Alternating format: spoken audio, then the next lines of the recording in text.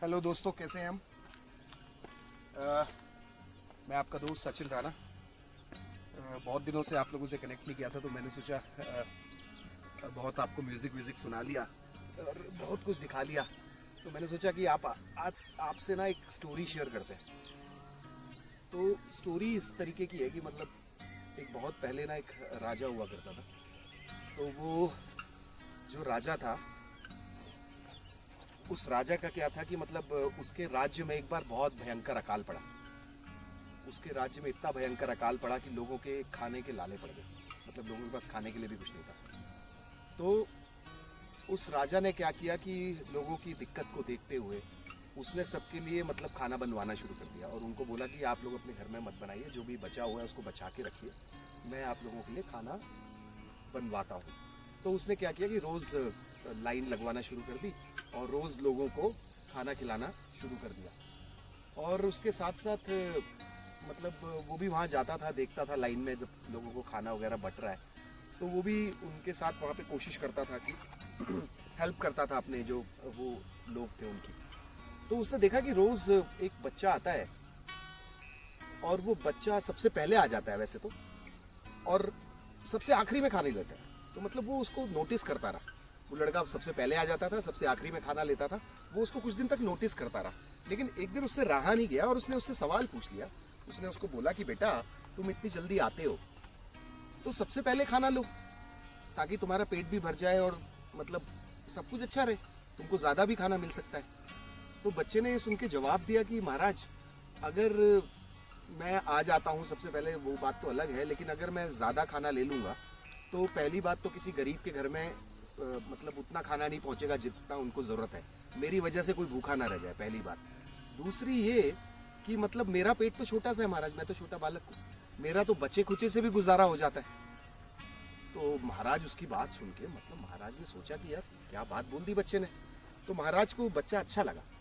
तो ये रूटीन कुछ दिन ऐसे ही चलता रहा। तो कुछ दिन बाद क्या हुआ कि वो बच्चा अपने घर गया, मतलब अपना जो बचा कुचा खाना लेके अपने घर गया और वो खाना खाने बैठा और उसने एक रोटी तोड़ी। तो उस रोटी में से एक सोने का सिक्का निकला, और वो सिक्का निकला तो बच्चा वो सिक्का देख के चौंक गया। बच्चे ने कहा कि यार ये कहाँ से आ गया। तो बच्चा ने वो खाना फिनिश किया और वो चला गया दरबार में महाराज के पास कि महाराज से मिलना है। तो महाराज इतने दयालु थे कि मतलब वो किसी से भी मिल लेते थे, कोई दिक्कत नहीं थी, उनको पता है कि राज्य में अकाल पड़ा हुआ है। तो महाराज ने वो क्या बोलते हैं, बच्चे से मिले तो बच्चे ने कहा कि महाराज ये हो सकता है कि आपके किसी काम करने वाले का ये सिक्का गिर गया होगा, या आपका ही सिक्का गिर गया होगा, मतलब या तो आपके खजाने का कहीं से सिक्का आ गया होगा। तो महाराज एक्चुअली वो जो सिक्का जो था वो महाराज ने ही उस बच्चे की मतलब कितनी उसके अंदर ऑनेस्टी है उसको जानने के लिए वो उसमें डाला हुआ था।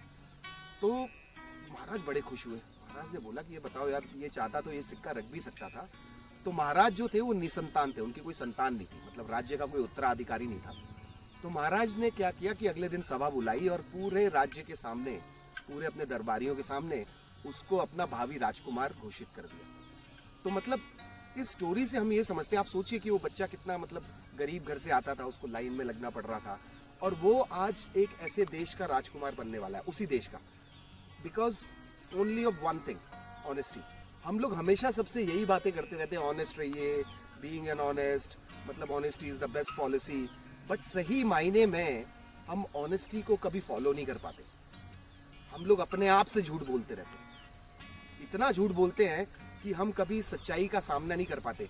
क्योंकि मैंने कई लोगों को देखा है कि वो टारगेट्स देते हैं अपने आप को कि यार मैं कल से ये करूँगा, तो वो एक दो दिन तो बहुत अच्छा करता है, लेकिन उसके बाद तीसरे और चौथे दिन वो अपने आप से ही ऑनेस्टी उसकी खत्म हो जाती है। तो honesty is a best policy, that's fine, but आप इस ऑनेस्टी को कैसे इस्तेमाल करते हो, आप अपनी लाइफ में इस ऑनेस्टी को कैसे लेके आते हो। अगर आप अपने आप को कुछ बोलते हो तो automatically you have to start working towards that. तो honesty is the best policy, that's right, but implement in your daily routine, implement in your studies.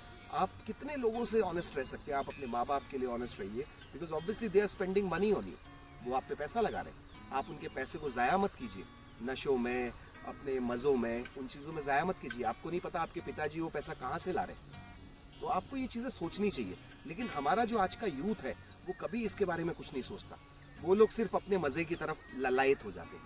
तो मतलब मेरे साथ भी ऐसे ही था, बट मेरा कहने का मतलब ये है जब ये चीज़ें आप इम्प्लीमेंट करने लगते हो तो शुरू में डिफ़िकल्टी होती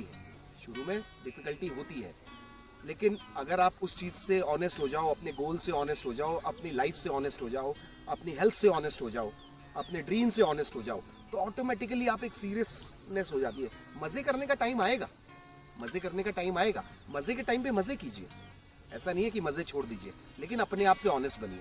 चलिए सो दोस्तों, आखिरी में सिर्फ एक ही रिक्वेस्ट करना चाहूँगा, as you are showing your love to my channel, आप मेरे चैनल को इतना सपोर्ट कर रहे हो, तो आप सिर्फ मुझे फीडबैक ज़रूर दीजिए, लाइक कीजिए, सब्सक्राइब कीजिए और अपने कमेंट ज़रूर छोड़िए, क्योंकि अगर आपको अच्छा लगा या आप क्या चाहते हैं और देखना जिसके ऊपर मैं वीडियोस बनाऊं, तो बस मैं आपसे इतनी गुजारिश करूंगा, अपने दोस्तों से भी शेयर करें और सब्सक्राइब करें चैनल। Take care.